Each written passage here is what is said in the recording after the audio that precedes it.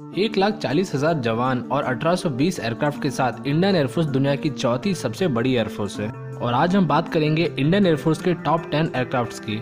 इस वीडियो में हमने फाइटर जेट्स के साथ साथ ट्रांसपोर्ट एयरक्राफ्ट्स को भी रखा है ताकि इंडियन एयरफोर्स का जो कंप्लीट पिक्चर है वो हम आपके सामने रख पाएं। तो हमारे लिस्ट को शुरू करते हैं नंबर 10 से। नंबर 10 पे है IL-78। IL-78 एक 4 इंजन वाला और सोवियत संघ के द्वारा बनाया गया एयरक्राफ्ट है। ये विमान एक एरियल रीफ्यूलिंग टैंकर है, यानी इसे हवा में ही विमानों का फ्यूल भरा जाता है और ये IL-76 के ऊपर बेस्ड है। इंडियन एयरफोर्स ने पहले 2 एयरक्राफ्ट को 2003 में खरीद लिया था और 2003 से ही ऐसे IL-78 एयरक्राफ्ट इंडियन एयरफोर्स में अपनी सेवाएं दे रहे हैं। नंबर 9 पे आता है C-130J सुपर हरक्यूलिस।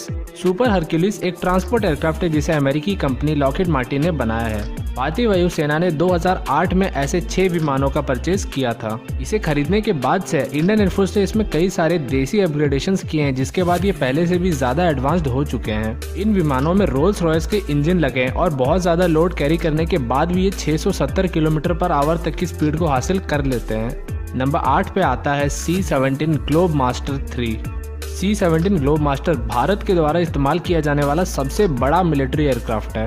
इस विमान को 1980 से ही यूनाइटेड स्टेट की एयरफोर्स यूज कर रही है और भारत ने 2011 में बोइंग कंपनी के साथ एग्रीमेंट किया था ऐसे 10 एयरक्राफ्ट खरीदने का। इसके अंदर जो इंजन लगा है वो 40,000 पाउंड का थ्रस्ट जनरेट कर लेता है और ये 850 किलोमीटर पर आवर की स्पीड से उड़ सकता है, अपने अंदर बहुत ज्यादा हैवी लोड और सैनिकों को रखने के बावजूद भी। नंबर 7 पे आता है MiG-21।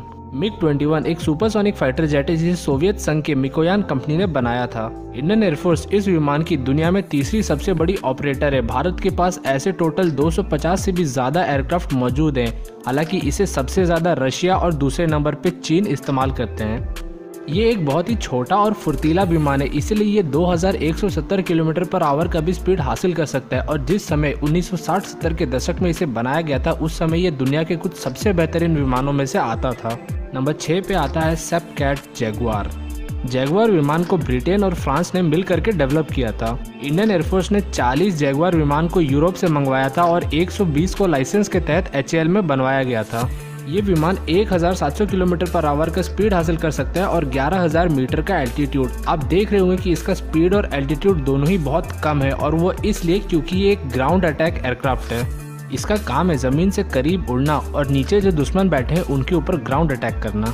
हालांकि MiG-21 और ये जैगुआर दोनों ही एयरक्राफ्ट बहुत ज्यादा पुराने हो चुके हैं और अब रिटायर होने के कगार पे आ चुके हैं। नंबर 4 पे आते हैं मिराज 2000।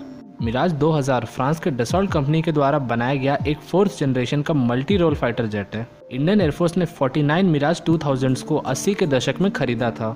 इनमें से लगभग 42 सिंगल सीटर और 7 2 सीटर वाले ट्रेनर एयरक्राफ्ट थे।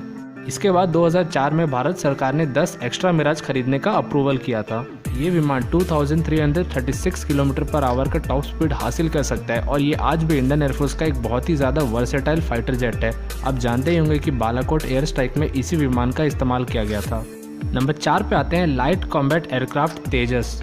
तेजस एक single seater multi role light weight का फाइटर जेट है जिसे डिजाइन एरोनॉटिकल डेवलपमेंट एजेंसी और जिसका प्रोडक्शन हिंदुस्तान एरोनॉटिक्स लिमिटेड कर रही है इंडियन एयरफोर्स और इंडियन नेवी के लिए। ये विमान 2205 किलोमीटर पर आवर तक के मैक्सिमम स्पीड पे फ्लाई कर सकती है और 15,200 मीटर तक के एल्टीट्यूड तक जा सकती है। तेजस को आप MiG-21 और मिराज 2000 के श्रेणी के विमानों के साथ कंपेयर कर सकते हैं क्योंकि ये भी उन्हीं की तरह छोटा साइज का और हल्के वजन का है। और आने वाले समय में तेजस के एडवांस जो वेरिएंट्स होंगे वही इंडियन एयरफोर्स की बैकबोन होंगे, यानी भारत में जो ज्यादातर एयरक्राफ्ट इस्तेमाल किए जाएंगे वो यही तेजस के फ्यूचर वेरिएंट्स होंगे।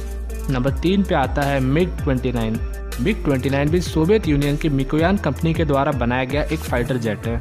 इंडियन एयरफोर्स MiG-29 की पहली इंटरनेशनल बायर बनी थी और इस विमान को 1999 के कारगिल वॉर में बहुत ही ज्यादा इस्तेमाल किया गया था और इसने कई सारे दुश्मनों के छक्के छुड़ा दिए थे। ये विमान 2400 किलोमीटर पर आवर तक के टॉप स्पीड को हासिल कर सकता है। नंबर 2 पे आता है सुखोई Su-30 MKI।